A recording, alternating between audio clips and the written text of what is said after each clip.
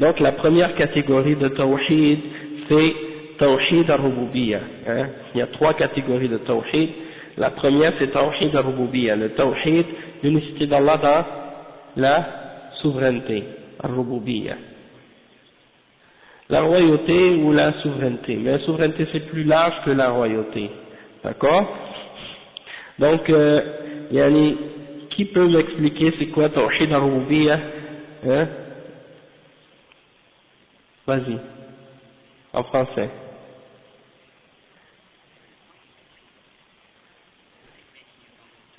Uh-huh. Uh-huh. Ok.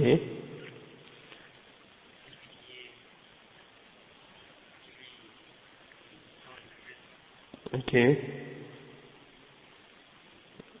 Ouais, il y a une chose importante que tu as oubliée. Tawhid al-rububiyya.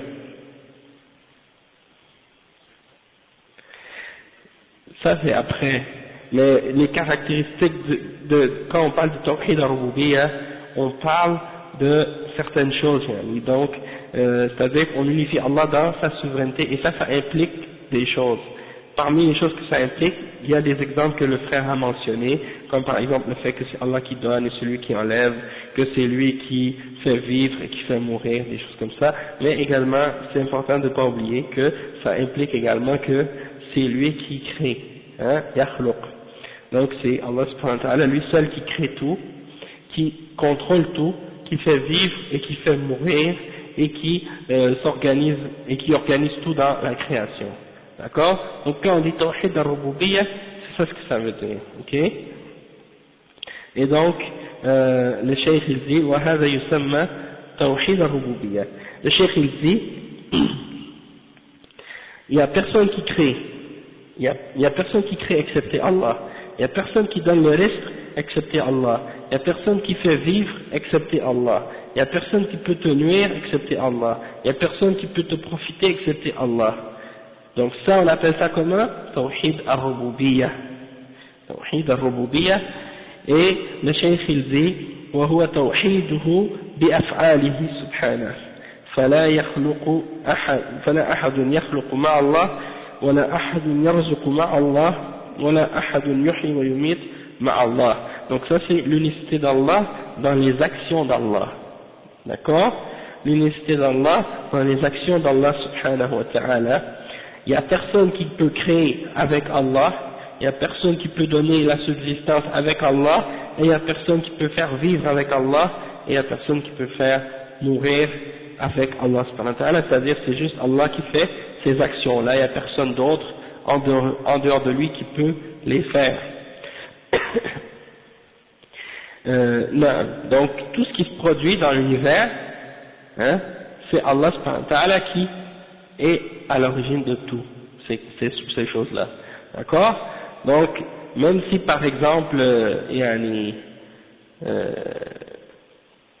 dans le sens qu'on voit les choses qui se produisent, les choses qui se produisent dans l'univers, tout ce qui se produit dans l'univers, c'est uniquement par sa force, sa puissance et sa volonté.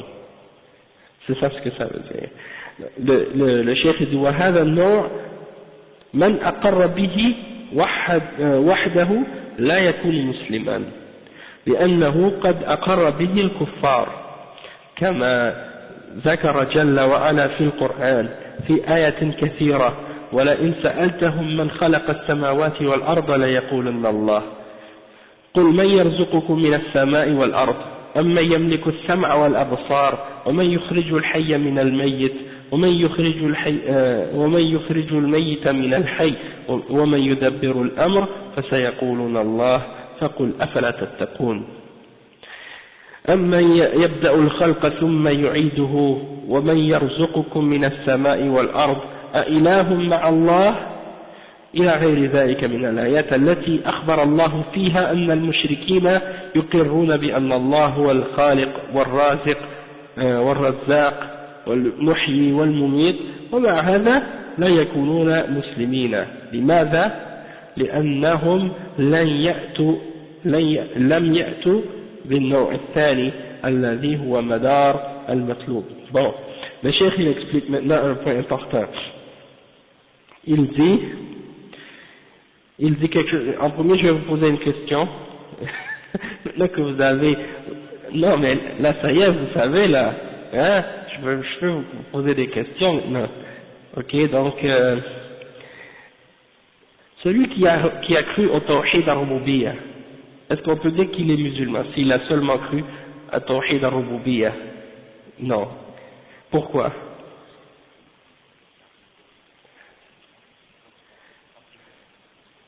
Ok, mais pourquoi quelqu'un qui le dit, il n'est pas nécessairement musulman encore? Exactement, parce que les kuffars, ils ont déjà cru à ce genre de tawhid. Et est-ce que vous pouvez me mentionner des exemples de ça dans le Coran?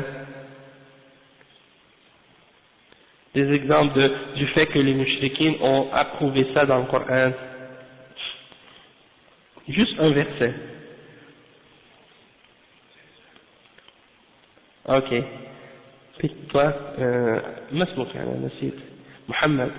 أنت تستطيع أن تذكر آية؟ اوكي. ولئن سألتهم من خلق السماوات والأرض ليقولن الله. اوكي.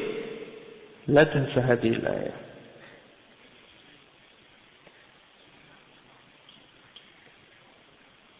Exactement. Donc ça c'est les exemples des versets qui montrent ce point-là. Et c'est ça ce que le chef explique ici.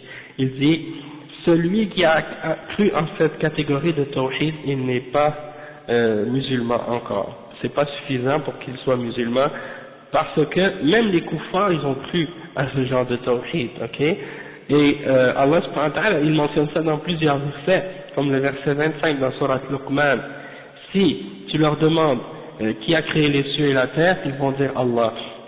Et dans un autre verset, comme le verset 31 dans Surat Yunus, dit, qui vous donne votre subsistance des cieux et de la terre? Qui possède l'ouïe et la vue? Et qui fait sortir la vie de la mort et qui fait sortir la mort de la vie? Et qui dirige tout dans les affaires? Qui dirige toute l'affaire? Ils diront Allah. Alors ne le craignez-vous donc pas, n'allez-vous donc pas le craindre. Il y a également un autre verset qu'il a mentionné, le cheikh, c'est le verset 64 dans Surat An-Naml. أَمَّنْ يَبْدَأُ الْخَلْقَ ثُمَّ يُعِيدُهُ وَمَنْ يَرْزُقُكُم مِّنَ السَّمَاءِ وَالْأَرْضِ أَإِلَهٌ مَعَ اللَّهِ.